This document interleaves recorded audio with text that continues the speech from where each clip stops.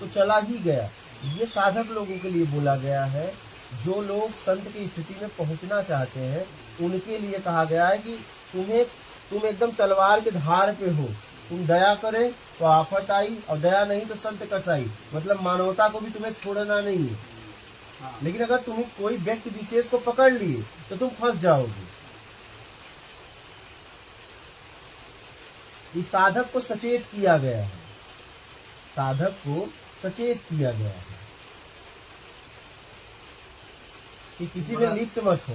छोटा सा बैलेंस है। हाँ एकदम दया और कठोरता, जहाँ पे कठोर तो बीच का बैलेंस, कहीं लिप्त मत हो।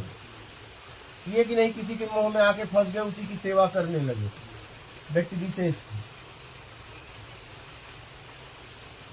जैसे देखो उन्होंने दया किया हिरण पे तो उनको हिरण का शरीर लेना पड़ा,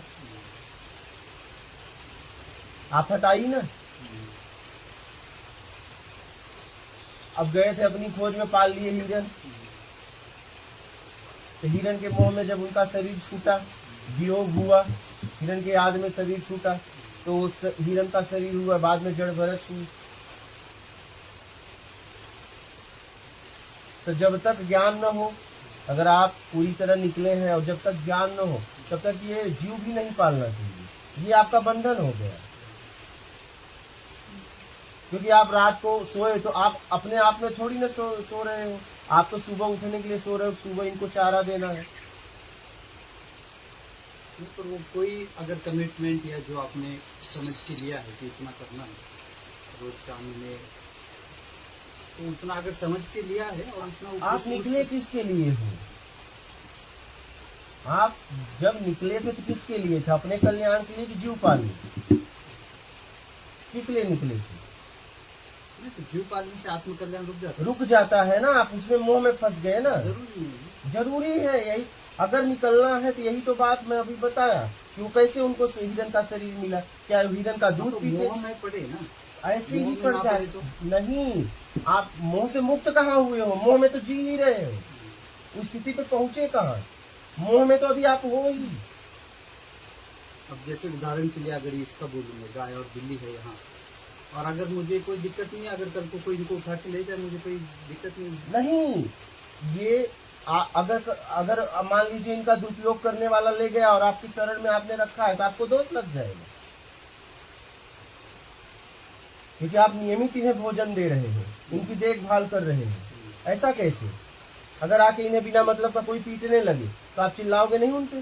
जब तक मेरी इसके दायरे में है तब। हाँ, आपने एक दायरा बना लिया और दायरे से मुक्त होने निकले थे, इसी में तो फंस जाता है।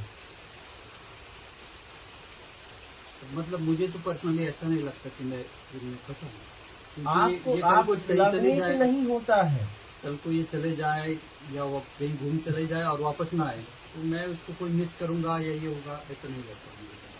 ठीक है, अभी वो आपके पास है, ठीक है, ये लगने न लगने से कुछ नहीं हुआ। लेकिन आप जब सोते हो तो सुबह उठने के लिए इनके लिए सारी व्यवस्था तो कर रहे हो। नहीं, पर विचार नहीं होता है ना। वो सामने आई तो दे दिया, नहीं आए तो नहीं खोजोगे। क्या बात कर रहे हो? अगर नहीं आए तो खोज। हमारा मन ही ऐसा है क्योंकि अभी हम उस स्थिति से नहीं पहुंचे तो होना नहीं बोल सकते। रामकृष्ण परमहंस ने खुद ये बात कही है वो परमहंस की स्थिति में कि अगर कोई भी साधना करने के लिए आगे बढ़ता है तो वो अगर साधना में आगे नहीं बढ़ता था तो कुत्ते बिल्ली तोता पालने लगता है, उसके साथ जीने लगता है। आपने भी कहीं ये अध्ययन किया होगा। मैं अगर कुछ कह रहा हूँ तो साधक को इतना विशेष ध्यान रखना चाहिए। यहाँ तक कहा गया कुटी भी ज्ञान के पहले नहीं बनाना चाहिए। पता है आपको कि नहीं? ये नहीं, यही तो बात है। 12 साल का भ्रमण बोला गया है, पता है कि नहीं? बिना संचय की 2 कपड़ा के। यहाँ तक बोला गया 3 दिन से ज्यादा कहीं निवास ना कर ले।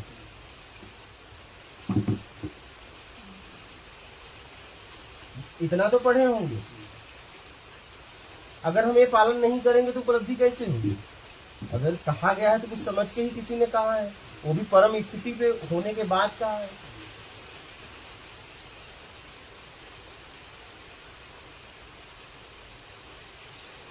ज्यादातर लोग क्या होता है जिसलिए निकलते हैं वो मूल को छोड़कर इसी में फिर फंस जाते हैं। माँ बाप को छोड़े, कुत्ते बिल्ली पाल लिए। शरीर तो वो भी है, शरीर वो भी था, उसके साथ जीने लगते हैं क्योंकि उनसे प्यार मिलता है और हमारे अंदर प्यार है, प्यार का लेन देन करने लगते हैं।